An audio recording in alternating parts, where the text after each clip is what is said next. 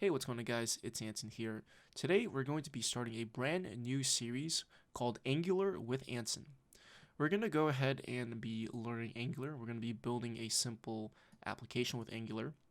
And by the end of this whole series, you guys should become professional Angular developers. You guys will get the job that you always wanted. You guys will build full stack applications, and etc. So first of all, let's talk about a couple things. What exactly is Angular? Well, Angular is a front-end JavaScript framework that you can use to build mobile and desktop applications, basically web applications. Now, you can actually use Angular with Ionic to build really amazing mobile applications. If you guys don't know what Ionic is, it's another web framework that you can use to build progressive web apps, okay, which you can be shipped to both the mobile, web, desktop, and etc. Now, Angular itself has been around for a very long time. I think it's actually been around longer than React. I'm not entirely sure, but I think it came out around, like, I think 2012, I think, and React came around 2013. I'm not entirely sure. But Angular's been around for a very long time. And a lot of the changes that they've made over time have been very drastic. And a lot has changed of the entire ecosystem framework, the way certain things are done. A lot has changed since version 1. Okay, now there's also the framework called AngularJS. Let's not confuse AngularJS with just regular Angular. AngularJS is the old legacy framework. Okay, you can still use it, but we're using Angular. Okay, AngularJS you can use like a CDN to import into your code, and it'll just work. But with Angular itself, we're going to actually install the CLI tool, and we're going to generate an actual Angular project. So I just want to make sure you guys are not confused between AngularJS and Angular. All right. So why should we learn Angular? You guys have probably heard that React is so much better. It's so much more popular. That Angular, quote unquote, is dying.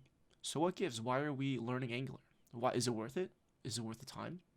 Well, me personally, I think learning anything that will add value to your resume, add value to your portfolio, to your skills, is always going to be a good time investment. Now, in terms of jobs, there are plenty of jobs out there that you can get building Angular applications. A lot of companies that have enterprise applications tend to go with Angular. You can ask a lot of people, and they'll tell you that a lot of enterprise applications enjoy Angular. Now, Angular is also great for very large applications, but that's not to say that React is bad for large applications. It's just that Angular comes with so many built-in features that you don't have to worry about installing third-party libraries. For example, if you want form validation, Angular comes with it. If you want routing, Angular comes with it. If you want to protect certain routes from preventing it from being accessed, Angular supports that as well. There's a lot of things that Angular has that React doesn't, which is what made me very hesitant to switch entirely from Angular to React. But personally, I've used all three of the frameworks, Angular, Vue, and React, and I will say that Angular has definitely been one of my favorite frameworks of all three that I've used. And I definitely haven't coded in Angular for a very long time, so it definitely is going to be a nice refresh for myself, even just to build out this simple Angular application, showing you guys what it looks like, how things are done, and just give you guys a simple and clean tutorial. So before we even get started with actually writing any code, you guys have to kind of look through the website. So make sure you go over to angular.io, and I encourage you guys to explore the website yourself. But we're going to click on Get Started, and you're going to see that they have very documented, very detailed documentation. So I'd highly recommend you guys to check it out. But we're going to go ahead and click on Get Started. And what we're going to do is we're going to install the CLI tool. Now, if you don't want to install the CLI tool, they do have an option where you can use Angular on Stack Blitz. But we're going to install the CLI tool. Now, I actually don't have the tool on my system, so I do need to install it. So I'm going to install it with npm. So npm i-g at Angular CLI. So this should take probably about, like, I don't even know how long. Maybe like a minute. Maybe it might take less. I keep thinking maybe the CLI tool isn't that big. We'll see. All right, so let's go ahead and just clear our terminal. And what we're going to do now is we're going to go ahead and just create a new Angular application. So it tells you on the documentation to create a new app, just run the ng new myapp command. Okay, well, myapp is the actual name of the app, but let me actually go into my documents folder. And let's just type ng and see what happens. So you can see that it gives us all of the available commands. So another thing that I forgot about is the Angular CLI is also very, very, very powerful. You can use it to generate components, services, guards, a bunch of different things. With React, you had to manually create your component files. With Angular, you can create it very, very quickly. Okay? And there's a lot of other things that I will point out when we actually get to the project structure that differs between Angular and React. But we're going to go ahead and do a ng. Let me zoom in a little bit. ng new. And basically, we're going to give it a name. So I'm going to just call this Angular tutorial. All right, so this should probably take, let's see, do you want to enforce stricter type checking, stricter bundle budgets in the workspace? Let's just see. Let's say yes. And would you like to add Angular routing? I'll say yes, even though we might not use it in this video. And you can also select CSS. We'll probably use it in a separate video. Okay, now one thing that I did forgot to mention in the very beginning is that Angular actually uses TypeScript. I apologize for not bringing that up a lot sooner. But Angular uses TypeScript, and that is actually very cool. I mean, it's not to say that with React you can't use TypeScript. You can also use TypeScript with React too. But personally, I like the fact that Angular is TypeScript first, and it's really amazing. Okay, so we have installed our CLI tool. We've created an app. Let's go ahead and cd into our directory. Let's type ls. Okay. And I'm going to go ahead and just open up my Visual Studio Code. You can open up whatever text editor you want. And what I'm going to do is I'm going to run the code real quick. So we're going to do ng serve. So that's going to basically run our Angular application. So let's just let it do its thing. It should take a couple of seconds to start up. Shouldn't take more than that. All right. So let's go ahead and while it's doing that, okay, seems like it just finished. All right, now let's go ahead. That was actually really fast. All right, so we want to go over to localhost port 4200. I thought it would open it up. I think there's a flag that you can use to open it up. Okay, so this is what the scaffold looks like. It's just a simple, you have a nice little app bar, you have a background, some buttons. It looks really good. Okay, and it gives you some other resources as well. But before we do anything else, before we make any changes, let's actually explore the project directory and all of the files. I'm only going to go over some specific ones. So the very important ones, for example, the angular.json file. This is a very important file. Basically has a lot of different data that you can provide into it for the configuration of your Angular application. So you can set very specific configurations for the build as well as development, right? So for example, you can set up certain CSS files like right over here, assets style CSS, right? You can set it for the build. You can also set up environment variables for both development and production. There's also, it seems like there's a linter as well, and just a lot of stuff that you can go through. Okay, but we're going to just close this out. And there's also the gitignore, the tsconfig, a bunch of other things. But like I said, we're not going to go through every single one of them. I don't want to confuse you guys too much. Let's look at the source folder. And this is where all of our code is going to be. This is where we're going to be working with. Okay, well, specifically the app folder. Okay, so if we look at main.ts, you can see that this is the main.ts file. We have polyfills. You don't have to worry about these files. This is styles.css. This is where all the global styles we placed. Okay, you have your test. We're not going to worry about that. You have your index.html. Okay, and you can see right over here we have this app root tag. This is very similar. Well, this is pretty much the equivalent of how React does it, where React pretty much mounts the app itself onto some div with the ID of root or whatever ID you specified. Okay, so if you actually get rid of this, the entire application would just be gone. Like it would just disappear. Okay, well, we'll do that later. Yeah, you have a favorite icon, and then this is where you can place environment variables. So environment.prod.ts, that's for production, and then you have environment.ts. So whenever you build your app, it will actually replace all of the development environment variables, and it will use environment.ts instead. We'll worry about that later though. Okay, and assets, these are for things like, icons, images, etc. But now let's look at app. Okay, let's look at app. So basically with Angular, we have what's called modules. Okay, you can think of modules like an entire, like, I don't want to say a library, but you can think of it kind of like a mini library that contains all of your code. Okay, and you can actually reuse those modules as many times as you want. So typically what we want to do is we want to make our code as modular as possible. So we definitely want to take advantage of using modules whenever we can. By default, we have the app module, as you can see, export class app module. We have a bunch of metadata with the ng module annotation, right? This basically tells this class, it basically tells Angular this is a module itself, and it has things like declarations, imports, providers, bootstrap. So to kind of go through the ng module real quick, basically you have these metadata tags. Okay, you have your declarations, imports, providers, and bootstraps. So, okay, and you can hover over them. If you're using Visual Studio Code, you should be able to hover over it. But if not, we can actually just look at the documentation to get a little bit more details about what these things are. You are going to be dealing with these things a lot of times, so you might as well understand what they are. So typically with declarations, it's basically just a bunch of declarable classes. For example, you have components, you have directives, you have pipes, a bunch of those things that are going to belong to the particular module.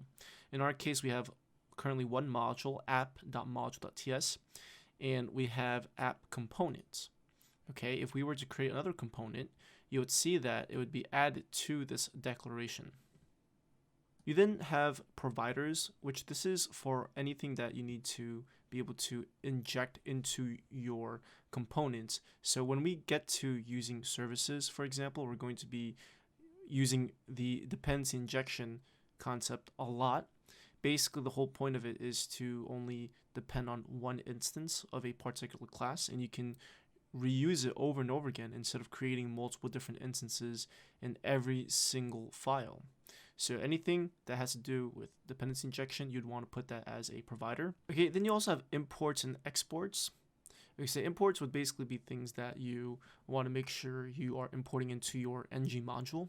Okay, and it even says basically all modules that should be folded, which they define that as if all of those properties were actually declared in the ng module.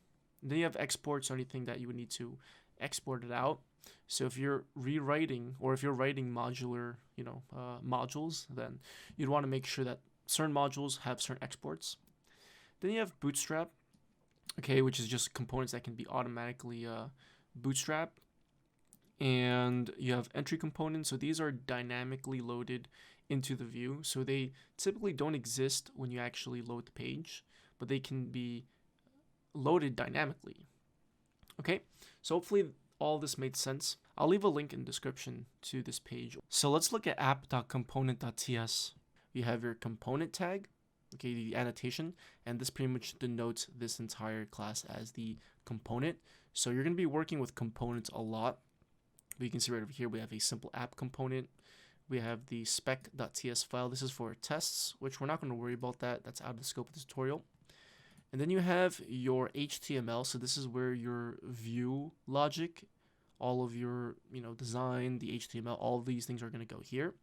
So this is all of the code that Angular provided for us. We can actually just delete all of these things right over here. You can see it says the content above is only a placeholder, and we can just replace it.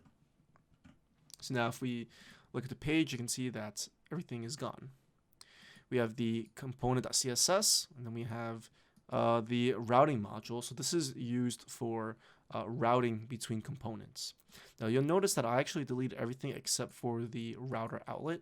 So this is actually important because we need this in order for the routing to work. Typically you'd want to put that in the app.component.html file. So we'll just leave that alone.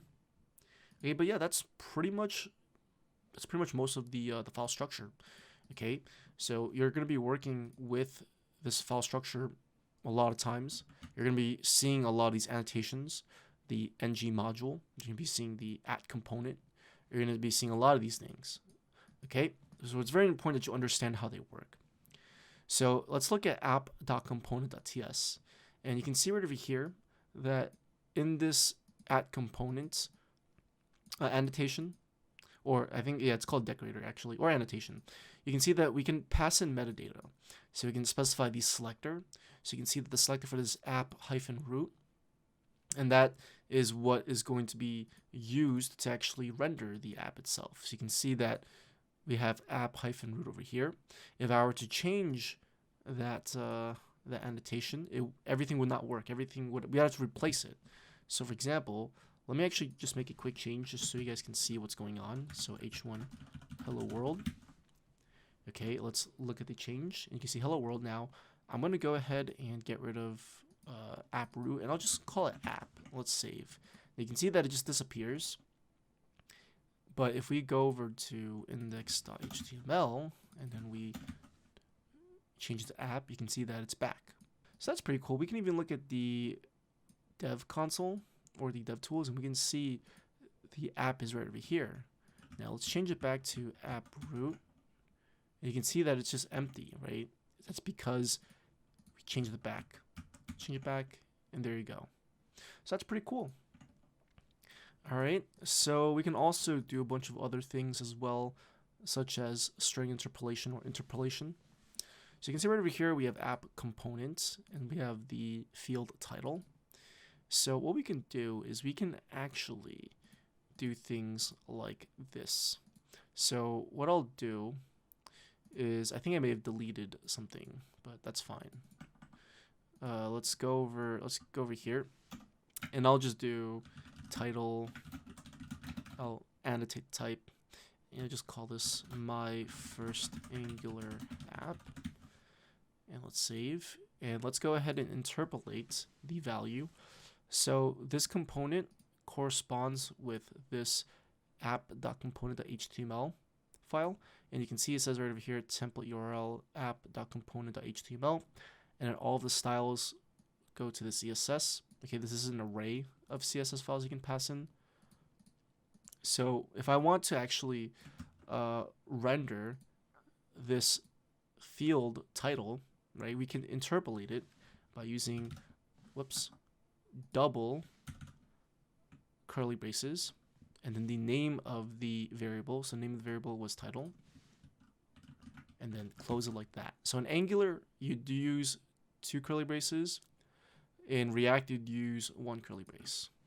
But let's go ahead and see what happens, and you can see my first Angular app. There we go. Very, very simple. Okay, you can declare even private fields. So let's just say age. We'll give this a type of number, and we'll do 23.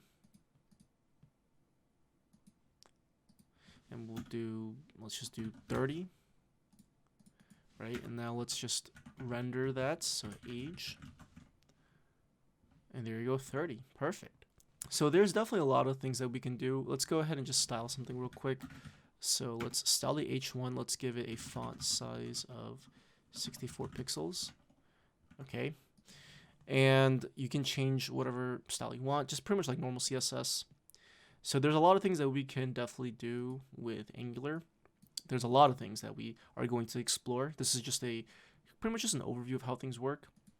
Okay. And yeah, I highly encourage you guys to stick around in this tutorial series. We're going to have a lot of fun with learning Angular. So I think that's going to conclude this whole tutorial. This is going to be part 1. And so pretty much just to give you guys a recap, all we've done was we installed Angular CLI. The Angular CLI allows us to create Angular applications, and we can have all of these generated files. We can modify the configuration if we wanted to. We can modify components the way that I showed you, okay? And a lot of more things that we're going to be exploring, such as routing, forms, and etc. So hopefully you guys like this tutorial. In the next tutorial, I'm going to go ahead and explain to you guys how to use the CLI tool to generate components, and we're going to actually do some cool stuff with Angular. So this was just an introduction. The next episode is going to be the real deal. So I'll see you guys in that video. Peace.